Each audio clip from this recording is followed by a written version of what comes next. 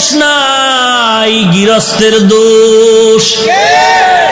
চোরায় চুরি করতে ঢুকছে, দেওয়াল বইরা এক চোরায় মারা গেল, আর এক চোরায় আদালতে মামলা দিছে, বাড়িওয়ালার ফাঁসি চাই। কেন আমার সাথের চোরা মরলো কেন, দেওয়াল নরম করলো কেন? মহামান্য আদালত এমন মগা, মামলা আমলে নিয়ে ডাকছে বাড়িওয়ালারে, ডাইকা কয় তোর ফাঁসি হবে। কেন স্যার? কয় দুই চোরায় চুরি করতে ঢুকছে, এক চোরায় তোর দেওয়াল পরে মারা গেল, তুই দেওয়াল নরম করে উঠাইলি কেন? বাড়িওয়ালা কয় স্যার মাফ করবেন, আমার কোনো দোষ নাই, এই দেওয়াল আমি উঠাই না, রাজমিস্ত্রি উঠিয়েছে। মহামান্য আদালত কয় তুমিও খালাস। কই রাজমিস্ত্রির ডাক, স্যার বলে স্যার নাই, এক্ষুনি ফাঁসি। বলে কেন? কথা শুনেন, কি সমস্যা? বলে দেওয়াল নরম করে উঠাইলি কেন? বলে দেওয়াল উঠাইছি আমি, তবে নরম আমার কারণে হয় নাই, যেই যোগালি আমার এই সিমেন্ট মিলাই দিছে, পানি বেশি দিছে, নরম হয়ে গেছে, আমার কোনো দোষ নাই। মহামান্য আদালতকে তোরও মাফ করে দিলাম। ধর যোগালি কই, এই তুই পানি নরম করে বালু দিলি কেন? বলে স্যার আমার কোনো দোষ নাই, আমি বালতি দিয়া বালুর মধ্যে পানি ঢালতেছিলাম, হঠাৎ করে একটা হাতি জোরে চিৎকার দিয়া দৌড় মারছে, এই ভয়ের ঠেলায় বালতির পানি বেশি বেড়ে গেছে, হাতিওয়ালার দোষ। বল তুইও মাফ। হাতিওয়ালারে ডাক, হাতিওয়ালা তুই এই অন্যায় করলি কেন? কয় স্যার আমার হাতি এমনি চেতে না, এমনি গরম হয় না, এক বেডিয়ে এক মহিলা সুন্দরী রূপসী স্বর্ণের অলংকার লাগাইয়া ঝুম ঝুম করে আওয়াজ করতেছিল, হাতি দেখা গরম হয়ে গেছে। কয় তুমিও মাফ। মহিলার ঝুনঝুনালারে ডাক, মহিলা ডাকছে, এই ম্যাডাম তোমার ফাঁসি হবে। বলেন কি ম্যাডামের ফাঁসি হবে? বলে হ্যাঁ। কেন? বলে তোমার ঝুনঝুন আওয়াজে হাতি গরম হইছে, চোরায় মারা গেছে। বলে আমার ঝুনঝুন আওয়াজ তো আমি বানাই নাই, এই দোষ সব স্বর্ণকারের।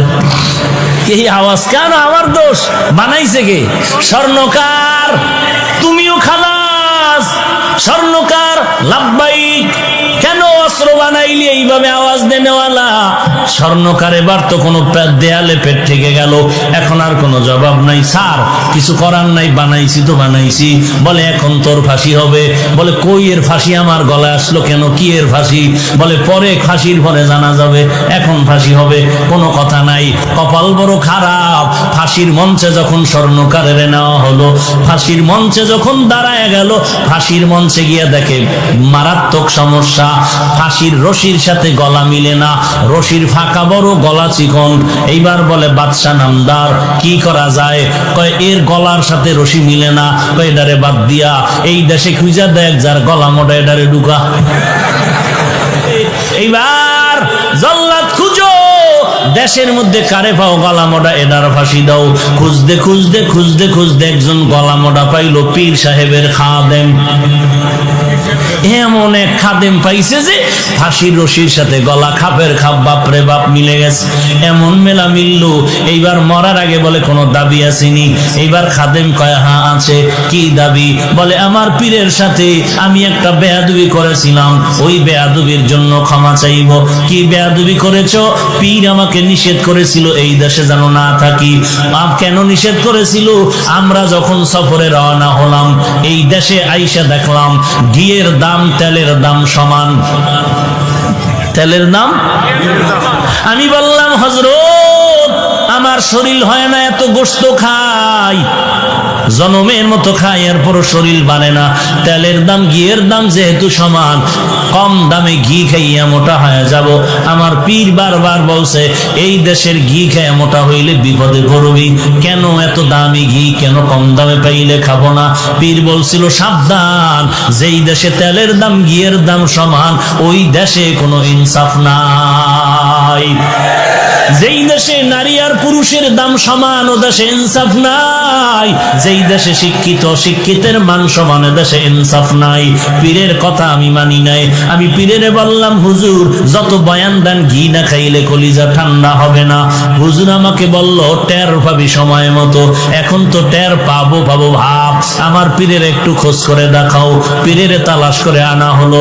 হযরত জি মেহেরবানি করে মাফ করে দেন, মুরব্বির কথা না মানলে এমনই গজবে পড়া লাগে, এমন বিপদ আইছে, কোথার ফাঁসিয়া আমার গলায় লাগতেছে, কোথায় জানি কি গ্যাঞ্জাম লাগছে, এখন আমারে ফাঁসি দিচ্ছে, সরকার আমারে দাওয়াত দিছে ফাঁসির জন্য, এই বিপদ থেকে বাঁচার উপায় কি? বলে মুরব্বি মানবি জীবন ভর? বলে হ্যাঁ মানবো। মুরব্বির সাথে বেয়াদবি আর করবি নি? কয় জীবনও করবো না। কয় এইবারও বাঁচার বুদ্ধি দেই, মরণের জন্য তুই পাগল হয়ে যাবি, তুই বলবি আমাকে তাড়াতাড়ি ফাঁসি দাও, আমারে তাড়াতাড়ি ফাঁসি দাও, এই কথা তোর কথা বন্ধ করবি না, এরপরে যা হওয়ার হবে। এইবার জল্লাদ যখন ফাঁসির মঞ্চে নেয়, খাদেম কয় আমাকে দাও। পীর সাহেব বলে খবরদার, এই খাদেম রে দিবা না, ফাঁসি দিলে আমাকেই দাও। দুইজন আর কিলাকিলি লাগছে ফাঁসি হওয়ার জন্য। সবাই আশ্চর্য হয়ে গেল, এমন কাহিনী তো জমিনের মধ্যে আর হয় নাই।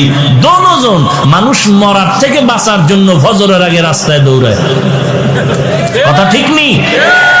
কিন্তু ফজরের নামাজ 4 রাকাত পড়তে মসজিদে ঢুকে কেমন কপাল পড়া চিন্তা করতে পারেন? যে ডাক্তারের কথায় ফজরের সময় রাস্তায় দৌড়ায়, পাশে মসজিদে নামাজ চলে, 4 রাকাত নামাজে মসজিদে ঢুকে না। একটুখানি নেকের তরে রোজ হাসরের মাঠেতে বাবা গুরুবে ছেলের পিছে, ছেলে বাবার আগেতে, আহাতে মন কঠিন দিনেতে নামাজ তোমায় ভুলবে না, ঠিক মতো পড়িলে নামাজ জান্নাত তোমার ঠিকানা। ঘুমের চেয়ে নামাজ ভালো আর তুমি ঘুমাইও না, ঠিক মতো পড়িলে নামাজ জান্নাত তোমার ঠিকানা। আমার প্রাণের ভাই বোনেরা জলদি করে উঠে যাও, ওযু করে তাড়াতাড়ি নামাজ পড়তে লেগে যাও।